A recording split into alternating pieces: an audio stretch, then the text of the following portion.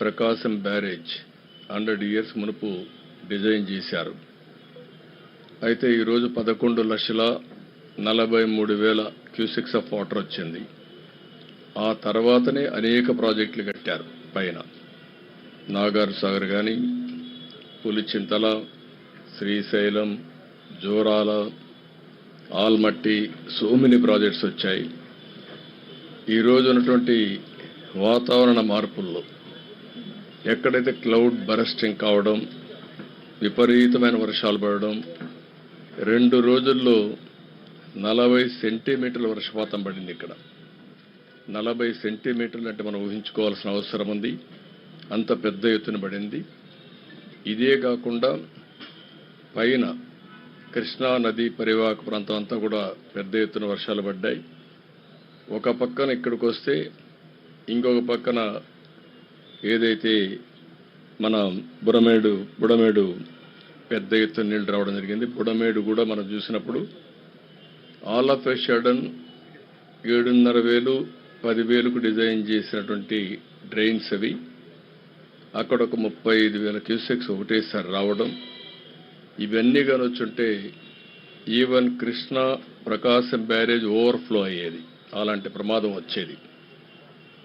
అయితే అక్కడ కూడా మనం చూసినప్పుడు ఒక పక్క చరిత్రలో ఎప్పుడూ పడని వర్షాలు పడడం, ఊహించని వర్షాలు రావడం, అదే సమయంలో మానవ తప్పిదం కూడా. 2019లో 5 వర్కులు బుడమేరు కోసం రిపేర్లు రెక్టిఫికేషన్లు శాంక్షన్ చేస్తే క్యాన్సిల్ చేసి 3 బ్రీచెస్ పడితే అవి కూడా పూడ్చకుండా చేయడం. ఒక పక్క ఇది ఒక ఫ్లాష్ ఫ్లడ్స్ ఇక్కడ రావడం, ఒక పక్కన కృష్ణానదిలో పెద్ద వర్షాలు రావడం, దానివల్ల పెద్ద డివాస్టేషన్ జరిగింది. ఇప్పటికే ఒక టెక్నికల్ టీం కూడా వచ్చారు, వాళ్ళు కూడా అనలైజ్ చేస్తున్నారు. వీలైతే ప్రకాశం బ్యారేజ్ 15 లక్షల క్యూసెక్స్ ఆఫ్ వాటర్ని డిశ్చార్జ్ చేసే విధంగా ఇంప్రూవ్ చేయాల్సిన అవసరం ఉంది. ఇంకొక పక్కన బండ్స్ కూడా స్ట్రెంగ్తన్ చేయాల్సిన అవసరం ఉంది. అవన్నీ కూడా చాలా డీటెయిల్డ్గా జరిగిన నష్టమంతా వారికి చెప్పాం. ఒక పక్కన ఇది చేస్తూనే విజయవాడ టౌన్ మొత్తం అతలాకుతలమైపోయే పరిస్థితి వచ్చింది. అన్ని ఇండ్లలోకి నీళ్లు వచ్చాయి. బట్టలు కూడా లేకుండా ఏవైతే కట్టు బట్టలు ఉన్నాయో ఆవిడతోనే ఉండే పరిస్థితికి వచ్చారు. ఇంకొక పక్కన వాళ్ళ ఇంట్లో ఉండే అన్ని వస్తువులు, మామూలుగా గ్యాస్ కనెక్షన్ కానీ, కుక్కర్ కానీ, లేకుంటే ఫ్రిడ్జ్ కానీ, టీవీ, ఏది మిగిలే పరిస్థితి లేదు. వాళ్ళకుండే వాహనాలు కూడా ఒక స్కూటరో కారో లేకపోతే ఇంకోటి ఉంటే అవి కూడా దెబ్బతిన్నాయి. అన్నీ ఎక్స్ప్లెయిన్ చేశాం. కేంద్రానికి రిపోర్టులు పంపిస్తున్నాం. ఈరోజు బ్రీచ్ని క్లోజ్ చేయడానికి ఆర్మీ కూడా వస్తున్నారు. వాళ్ళు కూడా 8 గంటలకు వచ్చి మనం చేసే ఎఫర్ట్స్కి వారి యొక్క బెస్ట్ ప్రాక్టీసెస్ కానీ బెటర్ ఎక్విప్మెంట్తో వస్తున్నారు. ఎన్ని ప్రయత్నాలు చేయాలనో అన్ని ప్రయత్నాలు చేస్తున్నాం. అన్ని విషయాలు కేంద్ర మంత్రి గారు చూశారు. నేను ఎప్పటికప్పుడు మీకు ఎక్స్ప్లెయిన్ చేస్తున్నాను. ఈ విల్ ఎక్స్ప్లెయిన్ నౌ. ఆయన మిగిలిన డీటెయిల్స్ చెప్తారు. దాన్ని బేస్ చేసుకుని మనం మాట్లాడుకుందాం.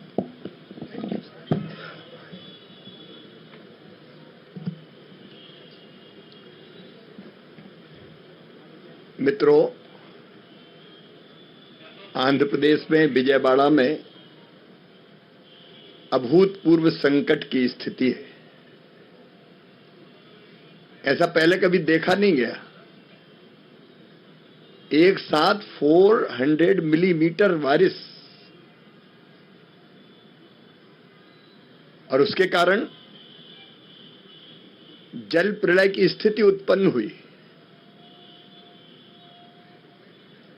बुड़मेरू में कई ब्रीच हो जाने के कारण और अनपेक्षित पानी आने के कारण विजयवाड़ा में पानी भरा हुआ है। अभूतपूर्व संकट की स्थिति है। लेकिन मैं आंध्र प्रदेश के मुख्यमंत्री और देश के सम्मानीय नेता श्रीमान चंद्रबाबू नायडू गारू जी को इस बात के लिए धन्यवाद दूंगा कि वो और उनकी पूरी टीम 24/7 यहीं उनका सेक्रेटरिएट बना लिया कलेक्ट्रेट को, और 24 घंटे काम कर रहे हैं। जब से ये संकट की स्थिति पैदा हुई, प्रदेश की सरकार ने सीएम साहब के नेतृत्व में दिन और रात काम किया और केंद्र ने भरपूर सहयोग किया। एनडीआरएफ की टीमें यहां काम कर रही है लगातार, एयरफोर्स के, नौसेना के हेलीकॉप्टर्स जितने मांगे गए, केंद्र सरकार ने, प्रधानमंत्री जी ने, होम मिनिस्टर साहब ने उनको भेजने का काम किया और दिन और रात राज्य सरकार के साथ मिलकर संकट की स्थिति से जनता को निकालने का प्रयास किया। और इसलिए इतने भयानक जल प्रलय के बाद भी ह्यूमन लॉस, मानव जीवन का नुकसान बहुत न्यूनतम हुआ है। अगर सरकार इतनी दक्षता से काम नहीं करती तो यह स्थिति बहुत भयावह हो जाती। अब तत्काल जो सवाल सामने है, जैसे कि सम्मानी बाबू बता रहे थे आपको, कुछ शॉर्ट टर्म प्लानिंग करनी पड़ेगी। आज मैं विजयवाड़ा शहर में पानी में भी उतर के घूमा, हमारे स्थानीय केंद्रीय मंत्री, हमारे स्थानीय आईटी मिनिस्टर, एमएलए, एमपीज के साथ, और मुझे इस बात का संतोष है कि प्रशासन के हर एक डिपार्टमेंट के साथ यहां के हमारे जनप्रतिनिधि काम में लगे हुए हैं, एमपीज, एमएलए, मिनिस्टर्स, और अलग अलग वार्ड को एक एक जिम्मेदार आईएएस अफसर के हवाले किया गया है। मैंने लोगों से जाके चर्चा की तो तकलीफ तो है, 5 दिन हो गए पानी भरे हुए, लेकिन बावजूद इसके चाहे फूड पैकेट्स हो, दूध का, मिल्क का इंतजाम हो, पीने का पानी हो, ड्रोन से पहली बार शायद आंध्र प्रदेश में आपके लीडरशिप में यह प्रयोग हुआ है। ड्रोन से फूड पैकेट्स, मिल्क पैकेट्स ये ड्रॉप किए गए, लोगों तक पहुंचाने का प्रयास किया गया है और लोगों ने बताया कि मिल रहा है उनको। और एक टीम लगातार फोन करके पूछ रही है, जिसकी मॉनिटरिंग स्वयं चीफ मिनिस्टर साहब कर रहे हैं। तो लोगों की संतुष्टि का स्तर कि हमको मिल रहा है वो बहुत ऊंचा है, लेकिन संकट तो अभूतपूर्व है। जहां से पानी निकल गया है वहां युद्ध स्तर पर सैनिटेशन का काम, जो घरों के अंदर मलबा है, मड है, उसको साफ करने का काम, पानी से धोने का काम भी लगातार हो रहा है। पशु मारे गए तो एनिमल हस्बेंड्री की टीम भी लगातार काम कर रही है। और जो बुढ़मेरू ब्रीच है, जल्दी वो बंद हो, उसके लिए आर्मी, जैसा आपने बताया, कॉल की गई है और वो जल्दी पहुंचने वाली है, क्योंकि उस पानी का, जब तक वो पानी बंद नहीं होगा तो ये संकट यहां बना रहेगा और कुछ प्रश्नों पे और विचार करना पड़ेगा। जैसे आपने कहा, प्रकाशम बैराज 17 इयर्स पुराना है, 70 साल, 70, लेकिन उसमें से कितना पानी डिस्चार्ज होगा उसकी सीमा पहले तय थी, लगभग 11 lakh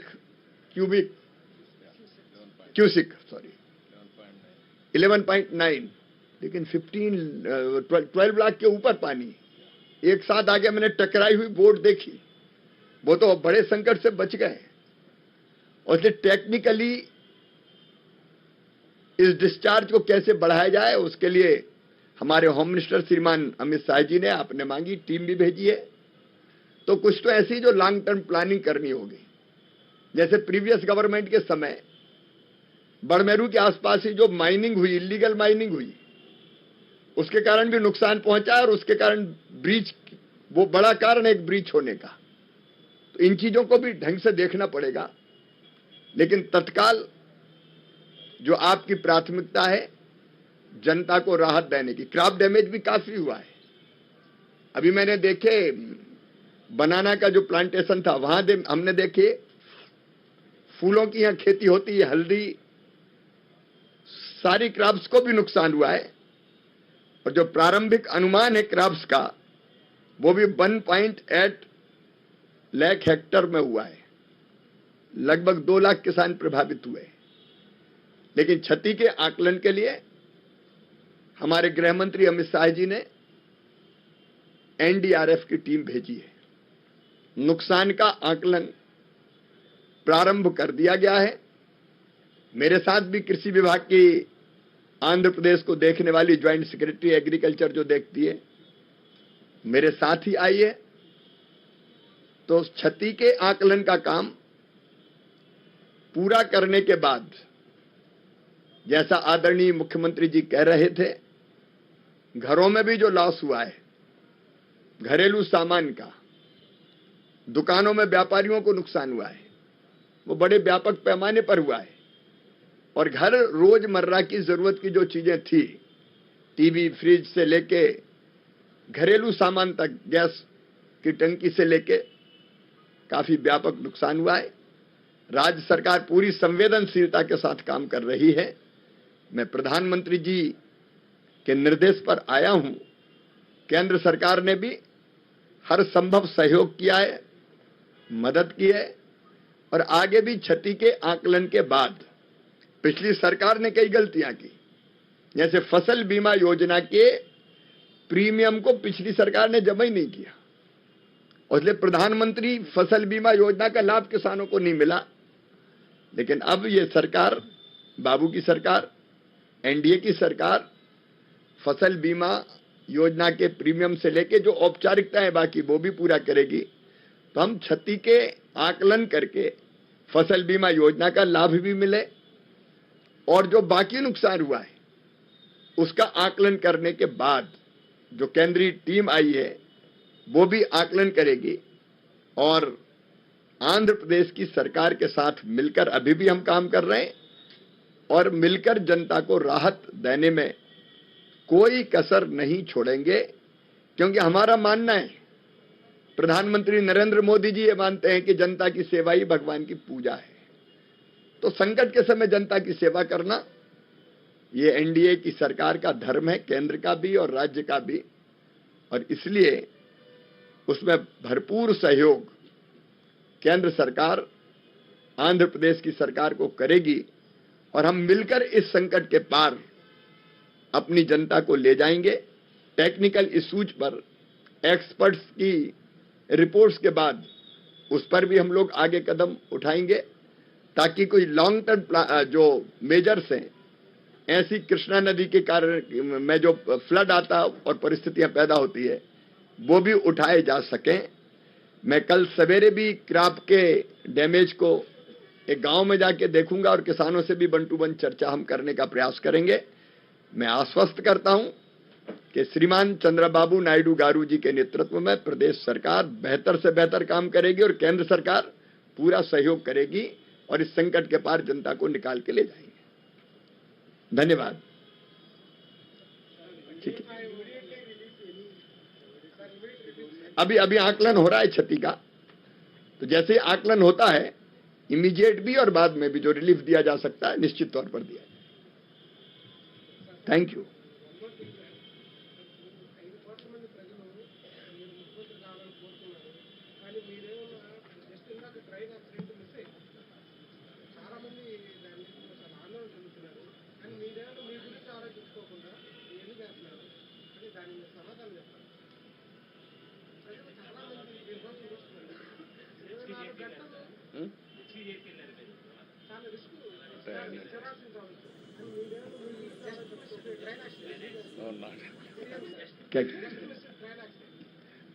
I was watching one canal, then train has come. I was standing nearby that. They are all very, security angle, they are all very fast. Very fast train. अभी इमीडिएट मेरा कुछ कहना है। अंडर वाटर जाता है, under हिली flood आता है, ऊपर से ट्रेन आता है, वो बीच में साफ है। रेलवे मंत्रालय का है सर, उसमें- आजकल किए बगैर का रेलवे मंत्रालय का। नहीं, रेलवे मंत्रालय भी भारत सरकार का है, लेकिन लॉन्ग टर्म मेजर्स क्या क्या हो सकते हैं उनके बारे में भी बात करेंगे, हर एस्पेक्ट्स पे जो आपने बताया ट्रेन का, उस पर भी। ऊपर से देख रहे हैं Donasuru barrage and Godavari is also regularly affected, sir. Krishna and Godavari districts are also regularly affected heavy rains. Anyway, Polavaram is coming, we will balance after Polavaram.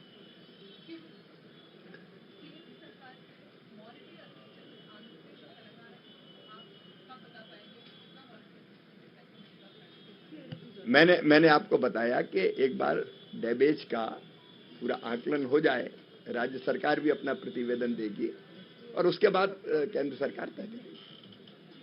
Okay?